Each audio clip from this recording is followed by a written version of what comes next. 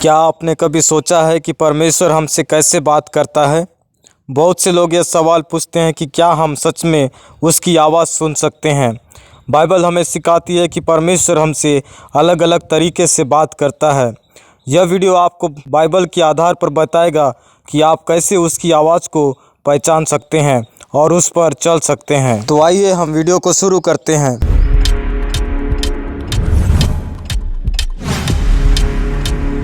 परमेश्वर हमसे कैसे बात करता है? यूहन्ना 10:27 में लिखा हुआ है, मेरी भेड़ें मेरी आवाज़ सुनती है, मैं उन्हें जानता हूँ और वे मेरे पीछे पीछे चलती है। यीशु ने स्पष्ट रूप से कहा कि उसकी भेड़ें उसकी आवाज़ सुनती है। इसका अर्थ यह है कि जो लोग परमेश्वर के करीब हैं वे उसकी आवाज़ को पहचान सकते हैं।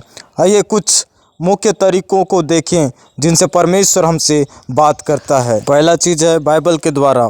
दूसरा तीमुथियुस 3:16 इस प्रकार कहता है, हर एक पवित्र शास्त्र परमेश्वर के प्रेरणा से रचा गया है। परमेश्वर का प्रमुख तरीका जिससे वह हमसे बात करता है उसकी वाणी है। जब आप बाइबल पढ़ते हैं तो परमेश्वर आपको सिखाता, सुधारता और मार्गदर्शन करता है। और दूसरा चीज़ पवित्र आत्मा के द्वारा। यूहन्ना 14:26 में लिखा हुआ है, परंतु सहायक अर्थात पवित्र आत्मा तुम्हें सब बातें सिखाएगा। पवित्र आत्मा हमारी आत्मा में अगुवाई देता है और हमें सही निर्णय लेने में सहायता करता है। जब हम परमेश्वर में और मनन में होते हैं तो पवित्र आत्मा हमें परमेश्वर की इच्छा को समझने में सहायता करता है। और तीसरी बात है प्रार्थना और ध्यान के द्वारा। यिर्मयाह 33:3 में लिखा हुआ है, मुझे पुकार और मैं तुझे उत्तर दूंगा। प्रार्थना केवल बोलने का माध्यम नहीं है बल्कि परमेश्वर की आवाज़ सुनने का भी समय है। जब हम ध्यान से परमेश्वर के सामने रहते हैं तो वह हमारे हृदय में बोलता है। और चौथी बात है परिस्थितियों और अन्य लोगों के द्वारा। नीति वचन 3:6 में लिखा है, उसे अपनी सारी बातों में स्मरण कर और वह तेरे मार्गों को सीधा करेगा। कभी कभी परमेश्वर हमारे जीवन की परिस्थितियों और अन्य विश्वास योग्य लोगों के द्वारा हमें संकेत देता है कि वह क्या चाहता है। तो परमेश्वर की आवाज़ को सुनने के लिए क्या करें? पहला चीज़ है पवित्रता में चलें।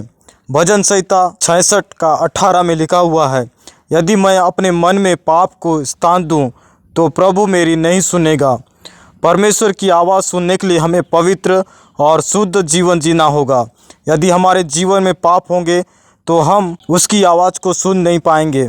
और दूसरा है बाइबल का अध्ययन रोज करें। परमेश्वर की आवाज़ को सुनने के लिए बाइबल का अध्ययन आवश्यक है। यह हमारी आत्मा को परमेश्वर के विचारों और योजनाओं के अनुसार तैयार करता है। और तीसरी बात है धैर्य और धीरज रखें। परमेश्वर हमेशा तुरंत उत्तर नहीं देता, लेकिन हमें धैर्य रखना चाहिए। यदि वह हमें प्रतीक्षा करना सिखाते हैं तो हम स्पष्ट रूप से उसकी दिशा को समझ सकते हैं। और चौथी बात है आत्मा की जांच करें। पहला यूहन्ना 4:1 में लिखा हुआ है, हर आत्मा की परीक्षा करो कि वे परमेश्वर की ओर से है या नहीं। जो भी हम सुनते हैं उसे हमें बाइबल के सत्य से परखना चाहिए। यदि कोई आवाज़ हमें बाइबल के विपरीत जाने को कहती है तो वह परमेश्वर की आवाज़ नहीं हो सकती। आखिर जीवन में परमेश्वर की आवाज़ सुनने का आशीर्वाद क्या होता है?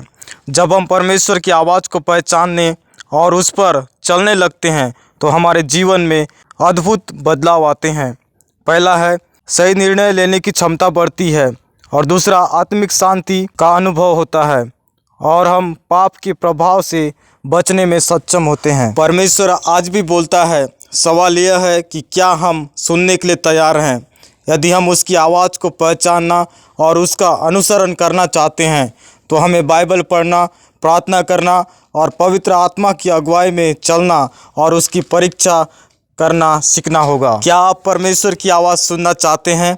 आज ही अपने हृदय को खोलें और उसकी ओर ध्यान दें। यदि यह संदेश आपके लिए आशीष का कारण था तो इसे लाइक और शेयर करें और कमेंट में बताएं कि आपको परमेश्वर की आवाज़ कब और कैसे सुनाई दी। चैनल को सब्सक्राइब करें और बेल आइकन को दबाएं ताकि आप नए संदेशों को मिस न करें। परमेश्वर आपको आशीष दे।